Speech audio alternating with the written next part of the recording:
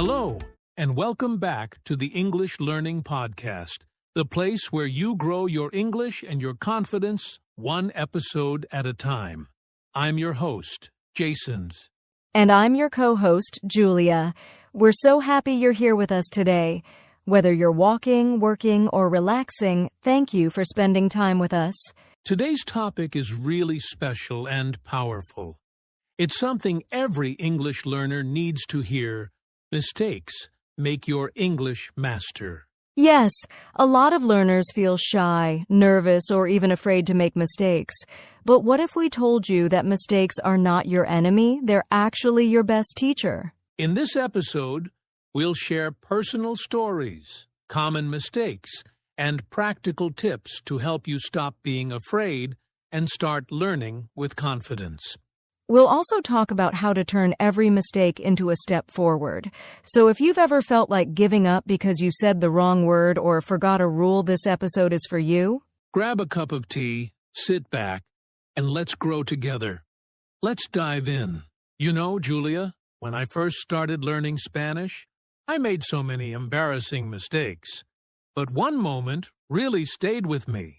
Oh no, what happened? I was trying to say I'm excited in Spanish, and instead, I used a word that actually means I'm aroused. Oh no, that must have been awkward. It really was. I said it in front of my host family at dinner. Their eyes went wide, and I had no idea what I did wrong. Later, they explained it to me gently. I was so embarrassed, but guess what? I never forgot that word again. Haha, that's such a great example. And I think many learners can relate to that, saying something totally different than what you meant. It's a common experience. Exactly. That moment helped me learn more than any textbook could. It taught me the importance of context, word choice, and the power of being corrected. Same here. When I was learning French, I used to say je suis plein to mean I'm full after eating, but it actually means I'm pregnant. Haha, another classic one. These stories are funny now, but in the moment, they felt terrible. Still, we learned and we remember. And that's the point. Mistakes are not failures. They're moments that stick with you and help you grow. That's why today's topic is so important. So let's talk about why mistakes are actually good for learning. Most people think mistakes are something to be ashamed of, but in reality, they're proof that you're trying. Yes, and when you're learning English or any language, there's no way to improve without making mistakes. Think about how babies learn to speak. Do they get everything perfect the first time? Nope. They make hundreds of little mistakes every single day. And you know what? No one laughs at them or tells them to stop.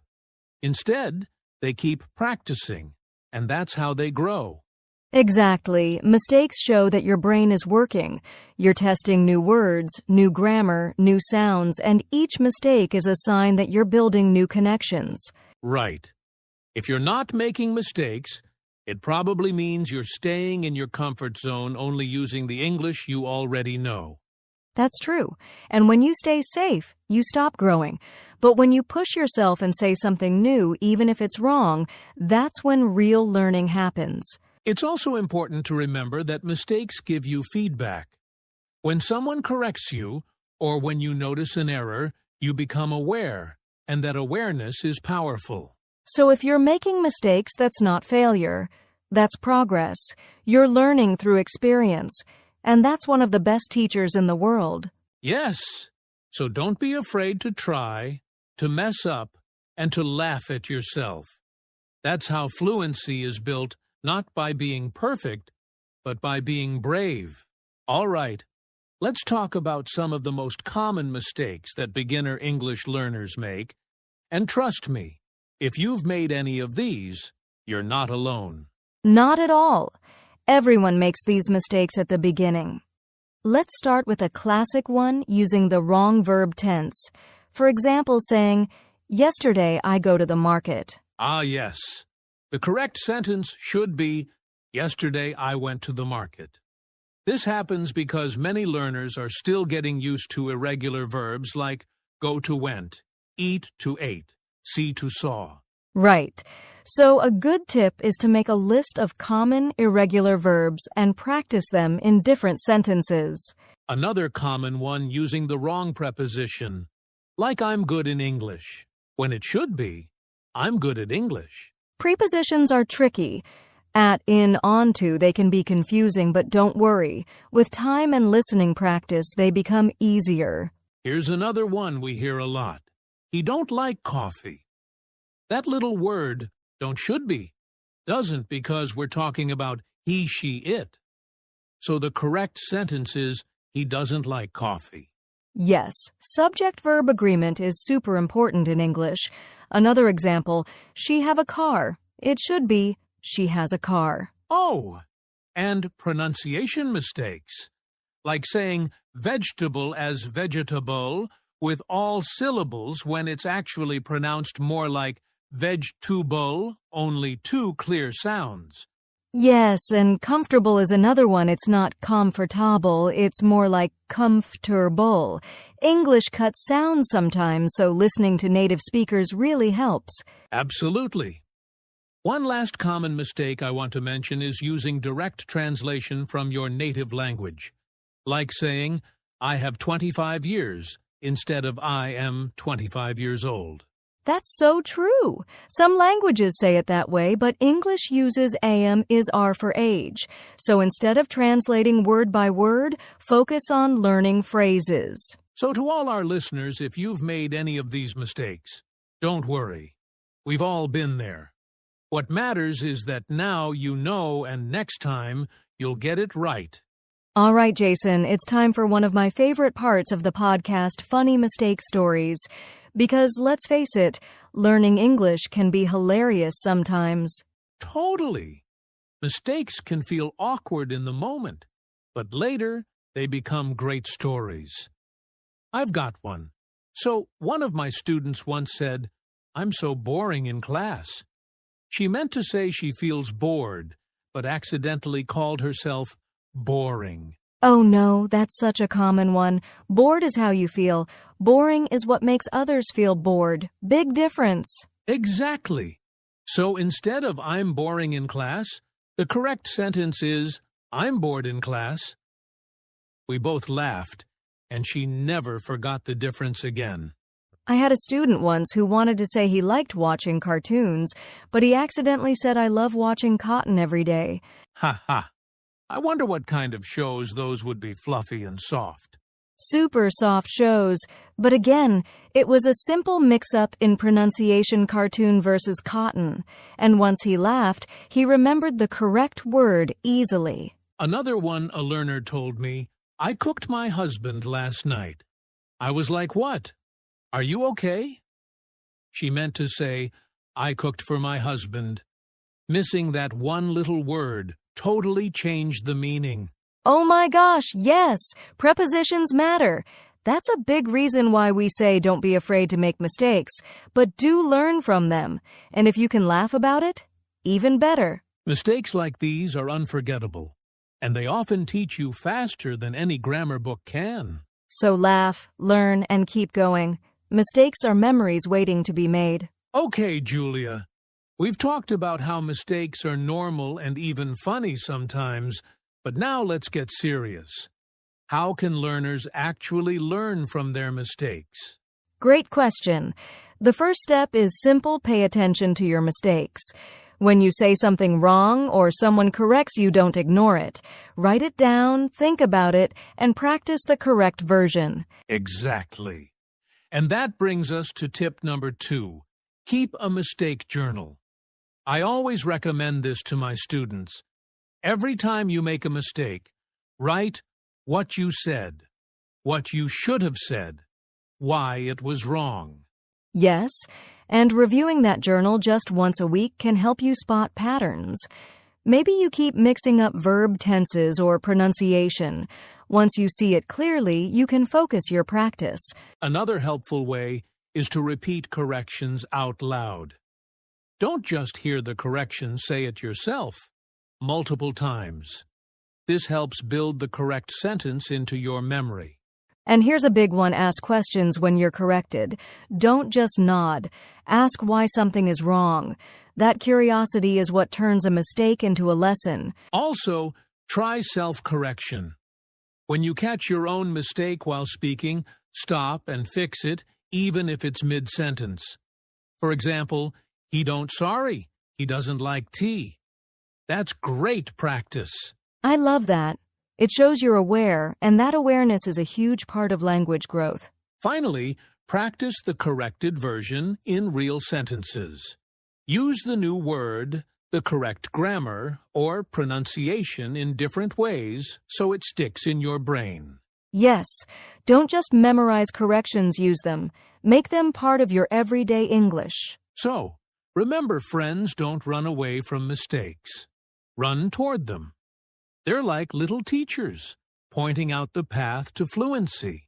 Exactly. Learn it, say it, write it, and most of all, use it. All right, everyone, if you're still with us, give yourself a big high five. You're learning, you're growing, and you're doing something amazing. Yes, and now it's time for a little heart-to-heart. We know that learning English isn't easy. It takes time, effort, and yes, a lot of mistakes. But guess what? That's how growth happens. Exactly. People often think that successful English speakers were just naturally good. But the truth is, they just didn't give up. They kept going, even when it felt hard or embarrassing. They believed in what we call a growth mindset. That means you believe your skills can improve with time and practice. You're not stuck, you're still learning. So when you make a mistake, instead of saying, "I'm bad at English," try saying, "I'm still learning English." Or even better, "I made a mistake," which means I'm improving. That mindset changes everything. It helps you see challenges as opportunities. It helps you enjoy the journey instead of fearing it. And remember, even native speakers make mistakes. Every day, we say the wrong word, forget grammar rules, or mispronounce something. So if we do it, it's okay if you do too. Absolutely. You are doing something brave by learning a new language. You're opening doors, connecting with people, and building your future. So the next time you make a mistake, smile. You're getting better. One small step at a time. Keep going and don't stop. You've got this. Okay, Julia, we've talked about the power of mistakes, how to learn from them, and how to stay motivated. Now, let's give our listeners some real, practical tips they can use when a mistake happens. Yes, let's do it. Tip number 1. Don't panic. Pause and breathe. When you make a mistake, stay calm. Take a breath. It's okay. You don't need to feel embarrassed. Everyone makes them. Tip number 2. Laugh it off. Seriously, if it's a funny mistake, just laugh and move on. Laughing takes away the stress and helps you remember the correction better. Tip number 3. Repeat the right sentence out loud. If you said something wrong, say the correct version immediately after. For example, I go to school yesterday. I went to school yesterday. That small correction builds your confidence. Tip number 4. Ask for help. If you're not sure why something was wrong, don't be afraid to ask your teacher, your friend, or even Google. Learning why helps you avoid the same mistake next time. Tip number 5. Practice the corrected version in new situations. Use the new grammar or word in different sentences, like building a little habit in your brain. Tip number 6. Record yourself. When you speak English, record yourself and listen. You might notice mistakes that you didn't hear the first time. It's like giving yourself feedback. And last but not least, celebrate your progress. Look back and see how far you've come. Maybe last month you didn't know how to say something, and now you do. That's growth. Such great tips, Julia. Handling mistakes is a skill, and the more you practice it, the more fearless you become. Exactly. So next time you make a mistake, don't stop. Just smile, fix it, and keep going. Now, before we wrap things up, we want to hear from you. Yes, you, our amazing listener. That's right. We want to know, what's the funniest or most unforgettable English mistake you've ever made? Was it something that made people laugh? Or a mistake that helped you learn something new? Drop your story in the comments if you're watching on YouTube, or send us a message on Instagram, TikTok, or wherever you follow us. And here's a bonus challenge. Try saying this in the comments, "I'm proud of my mistakes," because they help me grow. Let's see how many of you will join this positivity wave. We read every comment, and we might even share a few of your stories in a future episode with your permission, of course. Learning together makes this journey so much more fun. So don't be shy. Tell us your mistake stories, and let's keep learning together. Your voice matters, your journey matters, and we're here to support you every step of the way. All right, friends, we've come to the end of today's episode, and I just want to say, mistakes are not the enemy. They're a part of the journey. Exactly. Every mistake is a building block. It's an opportunity to grow and become more fluent. Remember, language learning is a process, and each mistake means you're one step closer to mastery. So as you continue on your English learning journey, embrace your mistakes. Laugh at them, learn from them, and keep moving forward. And most importantly, be kind to yourself. Don't let a mistake stop you. Use it as a chance to improve and keep practicing. You've got this. We believe in you. We're here cheering you on every step of the way. If you enjoyed today's podcast, don't forget to like, subscribe, and share it with a friend who could use a little extra motivation. Thanks so much for listening, and we'll see you next time on the English Learning Podcast. Keep making those mistakes and keep growing.